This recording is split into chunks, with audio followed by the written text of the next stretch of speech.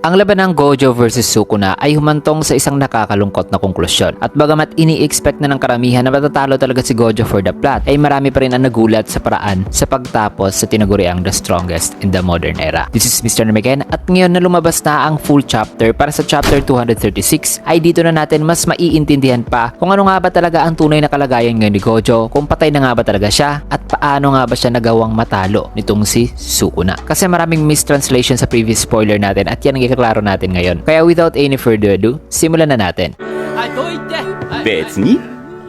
Ang chapter ay may pamagat na Go South at right after the very first scene ay may kita si Geto na binabati ngayon si Gojo na hindi naman ikinatuwa ni Gojo, kaya sabi naman ni Geto na ang bastos naman daw ng reaksyon nito sa kanilang pagkikita. Kaya sabi naman ni Gojo na palagi daw talaga niyang sinasabi sa kanyang mga estudyante noon na kung mamamatay ka ay mamamatay ka talaga ng mag-isa. Kaya dagdag pang sabi ni Gojo kay Geto na wikang, kaya sabihin mo sa akin na isang imahinasyon lang o panaginip ko lang itong pagkikita natin ngayon. At in this particular scene ay nasabi ni Gojo ang mga salitang yan, mga kaibigan, dahil sa kanyang paniniwala noon na kung mamamatay ang isang sorcerer ay mamamatay talaga ito ng mag-isa. At ang mga salitang ito ay mga eksaktong salita na binitawan ni Gojo noon kay Megumi sa episode 23 ng anime. Pero ngayon ay imbis na mag-isa lang siya, ay tila ba'y biglang dumating ang kanyang matalik na kaibigan na para bang ini-interrupt ngayon ang alone time ni Gojo. Kaya sagot naman ni Geto sa reaksyon ni Gojo ng wikang, ano naman ngayon? Mahalaga ba talaga ang bagay na yan? Tugon naman ni Gojo na habang kinakamot ang kanyang ulo na wikang, hindi naman daw sa ganon. Ang kanya lang daw kinakabahala ngayon ay ang bagay na kanyang sasabihin sana kay Megumi patungkol sa kanyang ama. Yes mga kaibigan, ang binanggit ni Gojo dito na ama ay hindi ang kanyang ama kundi mataas ang tsansa na ang ama ni Megumi ang itinutukoy dito ni Gojo ayon sa translation. So may sasabihin pa talaga sana itong si Gojo kay Megumi patungkol kay Toji. Pero ayon naman kay Gojo mga kaibigan na di bali na lang daw dahil pinaubayan naman daw niya kay Shoko ang patungkol dito. Kaya na may tinanong naman siya dito ni Geto kung kamusta naman daw ang King of Curses. In which ay sagot naman ni Gojo na napakalakas daw talaga ng King of Curses. Hindi nga raw nag-all out si Sukuna sa kanya. At katunayan nga raw ay hindi raw niya alam kung matatalo niya pa rin ba si Sukuna kahit na hindi pa ang 10 shadows ni Megumi ang gamit-gamit nito. Kaya matapos masabi yan ni Gojo ay nagulat naman si Geto na inadmit ni Gojo na mas malakas pa si Sukuna sa kanya. Kaya dagdag pang sabi ni Gojo na parang naaawa pa nga raw siya kay Sukuna sapagkat ang inisip niya talaga noon na sa lahat ng tao ay siya lang daw talaga ang nakakaintindi sa pakiramdam ng pagiging alone dahil sa kapangyarihan na walang makakapantay. Ayon pa kay Gojo na kahit ina-admire daw siya ng mga tao sa kanyang paligid ay nararamdaman niya naman daw na para bang may distance o linyang humihiwalay sa kanya at sa mga tao. In which ay dito na nagsalita si Gojo ng malalim-lalim na mga salita. Nuwikang tulad na lang daw sa mga bulaklak na hinahangaan sa tuwing nagbubloom ito na kahit na hinahangaan ito habang pinagmamasdan ay hindi mo naman maitatanong sa isang bulaklak na intindihin ka. Sinabi rin ni Gojo na binuhos niya na raw ang lahat upang mapaabot kay Sukuna ang kanyang gustong ipaalam at yan ang pagpapaintindi sa King of Curses sa pakiramdam sa pagkakaroon ng isang kapantay. Subalit kahit ibinigay na raw ni Gojo ang lahat ng kanyang makaya, still di pa rin daw ito sapat. Dahil bagamat nakaramdam siya ng tuwa sa kanilang laban, ay nakakadismay lang daw na di daw na ibigay ni Sukuna sa kanya ang best nito. So napakalim na mga binibitawang salita ngayon ni Gojo mga kaibigan. Dahil alam naman nating matagal na o inabot pa ng 1,000 taon si Sukuna sa paghahanap ng isang makakalaban na papantay sa kanya. Pero sa ngayon ay masabi ni Gojo ang unfair lang daw dahil ang buong akala niya ay siya ang makapag-satisfy kay Sukuna bilang isang sorcerer na nakaramdam din ng kaparehong loneliness ng pagiging pinakamalakas. Pero in the end ay di pa rin niya pala nagawang mapa-all out si Sukuna. Kaya na may wika naman ni Geto na nagsiselos daw siya dahil at least ay nasatisfy raw si Gojo sa kanyang pagkipaglaban sa King of Curses. Sagot naman ni Gojo ng wikang satisfaction ba raw kamo? Well, siguro kung nandun daw si Geto noon para tapikin ang kanyang likod ay masasabi niyang masasatisfy raw talaga sana siya. Nang masabi yan ni Gojo mga kaibigan ay napatawa naman dito si Geto na napaluha pa nga ng kaunti. Kaya sabi naman ni Gojo na ayos lang naman kasi at least ay hindi raw siya namatay sa isang sakit o pagkatanda kundi ay namatay raw siya sa kamay ng mas malakas pa sa kanya. Kaya na may matapos makapagsalita si Gojo ng mga words of gratitude ay may bigla namang nagsalita ng wikang, ano ka ba? Isa ka bang samurai? At sa paglingon ni Gojo ay dito niya nakita na ang nagsasalita ngayon na pabiro ay si Kento Nanami pala kasama si Yu Haibara na nasa kabilang upuan. Kaya sabi naman dito ni Nanami na ang pangit naman daw ng pag-iisip at mga pinagsasabi ngayon ni Gojo. Pero dagdag pang sabi ni Nanami na bagamat may ganyang mindset nagpapasit raw ngayon si Gojo, sa tingin niya ay ito naman daw ang rason sa kung bakit mas nabuhay pa ng matagal si Gojo kesa sa kanya. Nasagot naman ni Gojong ha, sabay hinawakan ng ulo ni Nanami. Kaya sabi naman ni Haibara kay Gojo na itong si Gojo at Nanami ay nagkaroon lang daw ng maliit na di pagkakaunawaan. In which ay ayon naman kay Nanami na naalala niya raw noon nung nagkausap daw sila one time ni Geto sa kung bakit ayaw nilang ipagkaloob lahat kay Gojo ang gawain ng pagiging isang Jujutsu Sorcerer. Dahil ang rason daw ay di naman daw talaga si Gojo ang klase ng tao na gumagawa ng Jujutsu Sorcery para mabuhay o promotekta ng mga tao. Dahil nagtatrabaho lang naman daw talaga si Gojo bilang Jujutsu Sorcerer para isatisfy lamang ang sarili nito. Na nang masabi yan ni Nanami ay baka sa mukha ni Gojo ang pagiging guilty. Sabay pinalalapan ni Haibara ang sitwasyon mga kaibigan nang sinabi niya dito na ang bagay din daw na yon ay naobserbahan at alam na raw nila noon pa. Pero di lang talaga nila binabanggit o pinag-uusapan ang bagay na yan. Kung kaya't mas naging guilty pa tuloy dito si Gojo mga kaibigan at hindi na makaimik pa. Kaya na may pangiting humihingi naman ng paumanhin itong si Haibara. Pero ayon naman kay Nanami na ang naoobserbahan doon na Haibara noon kay Gojo ay it turns out ay totoo naman daw pala talaga. Nadagdag pang sabi ni Geto na well, inamin na nga raw ni Gojo kanina na gusto niya lang talagang isatisfy ang kanyang sarili gamit ang kanyang lakas bilang isang Jujutsu Sorcerer. Kaya matapos niyan ay dito na nagseryoso si Nanami na wikang hindi raw niya masasabing sang-ayon siya sa ginawa ni Gojo sa last moments ito. Subalit masasabi rin naman daw niyang napaka-fit raw para sa isang Gojo Satoru ang ginawa nitong desisyon bago ito pumanaw. Kaya nakakaramdam din daw siya ng simpatya para kay Gojo. Nasabi ito ni Nanami mga kaibigan dahil para sa kanya ay hindi siya sumasang-ayon sa ginawa ni Gojo sa kanyang last moment na hindi man lang kinonsidera ni Gojo na tanggapin ang tulong ng kanyang mga estudyante at kasamahan. Instead, tinapos niya ang kanyang last moment ng mag-isa lang, which is isang napaka-selfish na desisyon. Pero napaka-fit din sa personalidad ni Gojo. Kaya nagsisimpathize pa rin dito si Nanami para sa kanya na pinapasalamat naman ni Gojo. Kung kaya tinanong naman siya dito ni Gojo na sa parte naman daw ni Nanami, ano naman daw ang naramdaman nito during sa kanyang last moments. Pero bago pa man makasagot ay nagsalita naman si Haibara na sumingit raw siya noon sa last moments ni Nanami. Kasi kung natatandaan nyo, nung nasa bingit na ng kamatayan si Nanami ay nag-appear noon sa harapan niya itong si Haibara na tumuturo sa isang direksyon na nagpo-point kay Yuji Itadori. Kaya na may dito naman ibinahagi ni Nanami ang patungkol sa kanyang mga huling sandali. Ayon sa kanya, tulad daw ng sorcery, ang mga sumpa ay bumubuhay din daw sa isang tao. At isang beses ay tinanong niya raw si Meimi noon sa kanyang desisyon noon sa kung saan siya titira. At ang sinabi raw noon ni Meimi sa kanya na kung gusto raw nitong maging isang panibagong version ng kanyang sarili ay dapat ay pumunta raw ito pa Hilaga o North. Pero kung gusto naman daw ni Nanaming bumalik sa pagiging original na version ng kanyang sarili ay kailangan naman daw nitong pumunta sa Patimog o South, in which ay noon hindi raw siya nadalawang isip na piliin ang Patimog at yan ang pagiging isang Jujutsu Sorcerer. While bagamat may malalim din na meaning ang mga linyang to mga kaibigan, we can also assume nang ibig sabihin dito ni Nanami ay ang kanyang experience noon bilang isang Jujutsu Sorcerer na minsan ay iniwan o inabandonan niya na sana ang trabahong ito. Pero bumalik pa rin siya. During nga sa kanyang last moments ay nakita natin na ang gusto lang pala sana ni Nanami ay mamuhay ng mapayapa sa Malaysia at magbasa ng mga libro. Dahil pang sabi ni Nanami na isa raw talaga siyang klase ng tao na tumitingin raw palagi sa nakaraan. Kaya napaka-ironic lang daw para sa kanya na magdesisyon noon na sumugal sa maaaring ibibigay sa kanya ng hinaharap. At sa kanya dong huling sandali, bago siya pumanaw ay masasabi niyang hindi na raw yun masama at salamat din daw kay Haibara. Na ikinatuwa naman ni Haibara nang masabi yan ni Nanami. Kaya na may dito'y napangiti naman si Gojo at natuwa sa ibinahaging karanasan ni Nanami sa mga huling sandali nito. Dahil masasabing namatay si Nanami na walang pagsisisi. At matapos ang kanilang pag-usap ay dito'y sinagawan naman ni Gojo si Principal Yaga na nandirito rin sa airport na wikang, "Oy, Principal, di ba sinabi mong walang Jujutsu Sorcerer na namamatay na walang pagsisisi?" At ang linyang yan mga kaibigan ay nakita natin sa episode 2 ng anime nung kinausap ni Yaga itong si Yuji Itadori. At matapos mabitawan ni Gojo ang mga salitang yan ay dito na ipinakita ang nakangiting mukha ni Gojo kasama ang kanyang pinakamatalik na kaibigan na si Geto. Nakangiti rin dito si Nanami at Haibara at sa isang pwesto rin ng airport ay may kita rin si Rico at Kurui. At ang lugar na ito mga kaibigan ay ang lugar sa kabilang buhay na ang kanilang mga appearance ay nagsisimbolo sa mga masasayang araw ng kanilang buhay. At yun ay ang kabataan nila, ang mga panahon na masaya pa silang nag-aaral sa Jujutsu Tech. Kaya nakakalungkot mang sabihin ay sa tingin ko ay masasabi kong kumpirmado na nga ang lahat. Nang sinabi ni Gojo dito na ngayon ay ninanais niya na sana'y hindi lang daw isang hamak na panaginip lang ang lugar na ito. At matapos ang eksenang yan sa present day, December 24, 2018 ay may kita si Gojo na nakahandusay na at duguan at hati na ang katawan. Kasabay niyan ay nagsimula na rin magsalita si Sukuna na wikang nagsisimula raw ang adaptation ni Mahoraga sa moment na makakatanggap ito ng isang atake. Dahil sa pagkakataong nakatanggap na ito ng isang atake ay dito na raw unti-unting ina-analyze ni Mahoraga ang isang uri ng atake na kanya natanggap. At ang proseso ng adaptation ay nakokompleto sa kung gaano rin ito katagal na-analyze ang isang atake atake.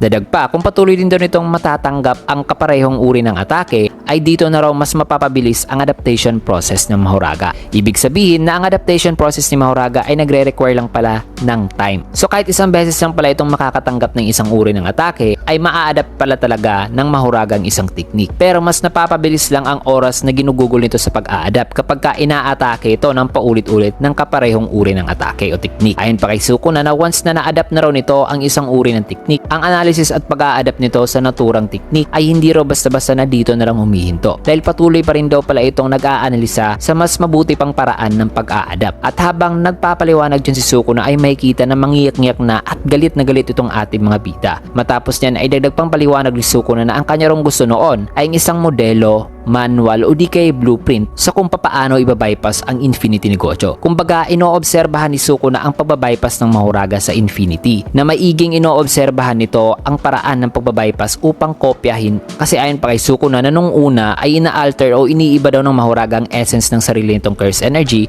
upang in-neutralize ang silbi ng Infinity ni Gojo, which is ang bagay daw na yan ay hindi raw niya magawa-gawa o makopya-kopya, kaya na may naghintay raw siya. Hinintay niya pagkakataon na madiskubre ang isa pang mas mainam para sa kanya na uri ng adaptation nitong Mahoraga sa Infinity ni Gojo na pwede niyang i-perform o kopyahin. At yun na nga, dumating ang pagkakataon na yan sa chapter 234. Nung biglang misteryosong umikot ang gulong ni Mahoraga at nagpakawala ng slashing attack na pumutol sa braso ni Gojo. Na ikinagulat ni Gojo mga kaibigan at ng iba pa nating mga bida kasi ang slashing attack ay isang hindi normal na slashing attack na nakasanayan nila kay Mahoraga. Dahil nahiwa rin ito ang gusali sa likuran ni Gojo. Kahit na ang nag-attempt ng slash na si Mahoraga ay nasa malayong distansya. Kaya na may dito ipiniliwanag ni Sukuna ang tungkol sa pag-ikot ng gulong noon. Ayon pa sa kanya ng pag-ikot daw na yon ay ang second adaptation para sa Infinity ni Gojo. At sa pagkakataong iyan ay di na ang Infinity ni Gojo ang tinatarget ng Mahoraga, kundi ay ini-expand na ng Mahoraga ang magiging target ng kanyang technique. To the point na ang intended target ay ang space na mismo o ang entire existence o the world itself ayon kay Sukuna. Na bago pa man daw ito nag-unleash noon ng isang slash ay ang tinatarget daw ng Mahoraga ay ang space na. Kaya aside sa naputol noon ang braso ni Gojo ay kitang-kita rin na nahati rin ng gusali sa likod. At ang paraan ng slashing attack na yan ay ang pinakamainam na paraan para kay Sukuna na i-perform ang ganitong klase ng slashing attack. At salamat kay Mahoraga na ngayon ay natutunan na ni Sukuna na hatiin na ang mismong space, thus disregarding Gojo's Infinity. Kaya sa sumunod na panel ay makikita si Sukuna na nakatayo sa harapan ng putol na katawan na si Gojo Satoru. Na wikang ang Infinity raw ni Gojo ay wala na raw silbi dahil as long as nag-i-exist daw si Gojo sa gitna ng space na kanyang kayang hatiin ay mahati at mahati raw talaga niya si Gojo. Ibig sabihin, ang lahat ng bagay na nasakop ng space na kanyang kayang hatiin ay vulnerable na